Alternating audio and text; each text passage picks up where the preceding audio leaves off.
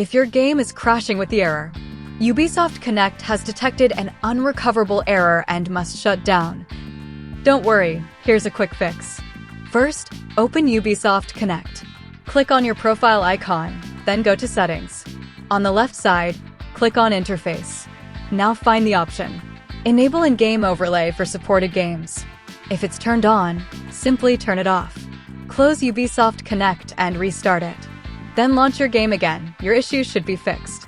If the problem still continues, here's the second method. Go to Windows Settings System Recovery. Click on Reset this PC. Choose Keep My Files. Follow the on-screen steps and select Local Reinstall.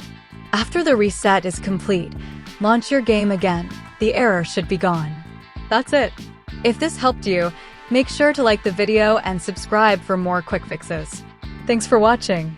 Gave him a strong will, strong mind causes mayhem. We could change the world, change times, rearrange them. Staying on pace, running the race. Life is a chase, I don't want a place. I wanna be first, work till it hurts. Dehydrated thirst till I'm in a hearse. High ambitions in the right mind can take you so far. It's like you lived a few lifetimes.